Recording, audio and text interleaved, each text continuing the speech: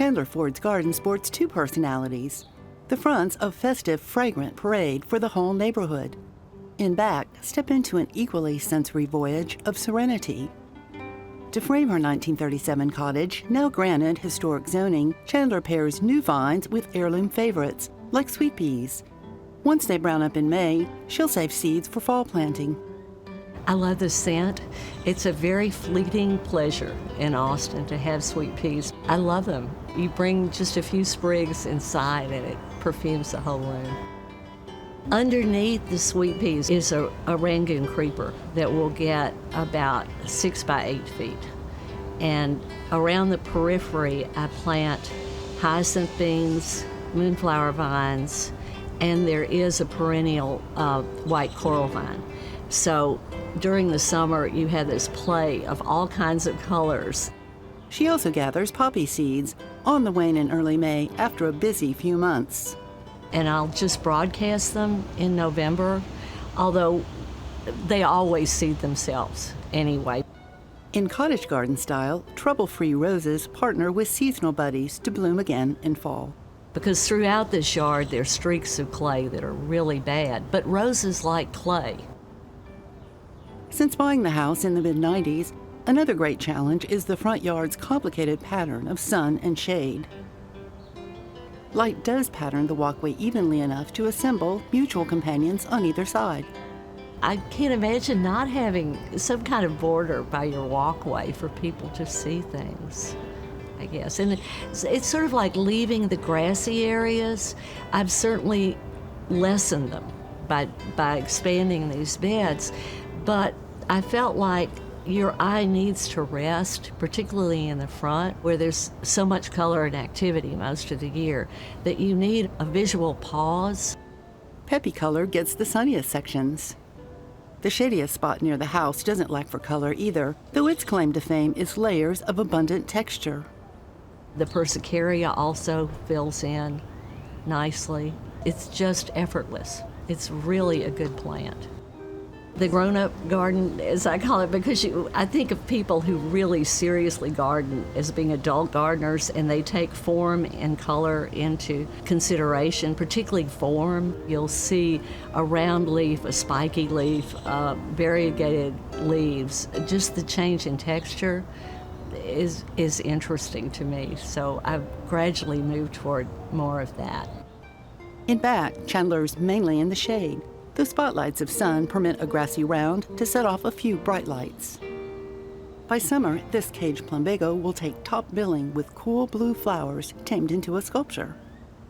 For patios and walkways, she replaced old wood with Trex.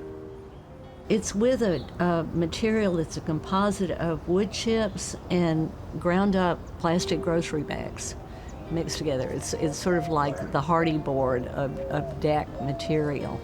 And the basic outline of the deck was as it is now. Every couple of years, I'll have it power washed, just to get some of the stains from the trees droppings off of it. But it doesn't slip like the wood does or did, and it doesn't seem to, get moss growing on it or anything like that. A big-tooth maple frames a view through an old oak damaged by a gas leak. So that's my insurance tree if the oaks fail. I had to trim some of the oak leaves to do that, but again, it interrupts the view directly to the back. A young weeping redbud understories with structural grab, even when leafless in winter. Japanese maples gently break the view from patio to the grassy cove beyond. It just seemed to cry out for some small tree, the one where the weeping green is, and it was so tiny when I bought it, that big. My daughter said it looked like a Barbie tree, but it's been there now for 18 years, and they grow very slowly. And some of this was planted for what I see inside the house. I have a lot of red, and that would have been overwhelming. I didn't want to emphasize that, but I wanted to go toward the russet tones. So a couple of years ago, I put in the Oshio Benny, the redder of the two. It is growing faster, and it will be taller and more vertical. Well, I was trying to do with this area to sort of fool the eye and intersperse interruptions to your vision before you hit the back wall.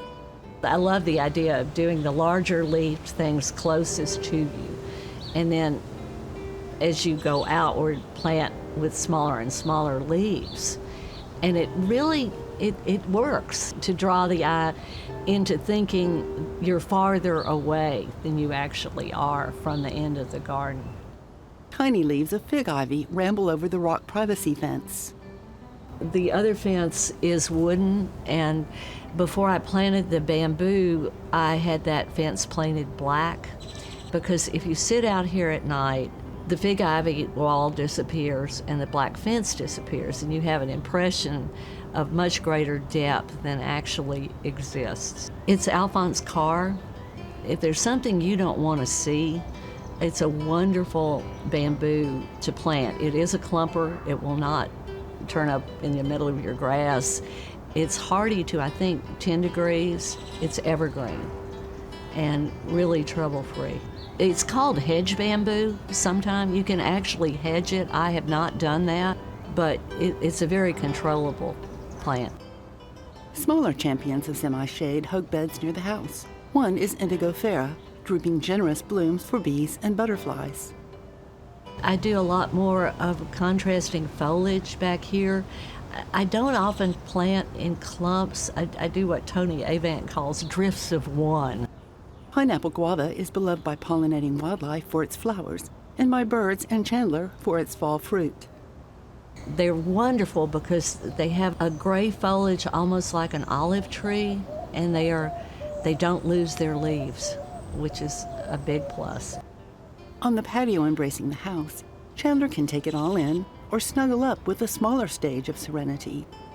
I use the mirrors to try and bounce the light, because if I look from my kitchen into the mirror, all of the trees are reflected. But as Chandler ponders, she's always plotting her next vision. I grew up on a farm, and my family has farmed in Louisiana and Mississippi for generations, so it's probably genetic, really. One of my brothers manages the farms now, and my other brother's a retired doctor, but he breeds orchids. So this is my contribution to that tradition, I guess.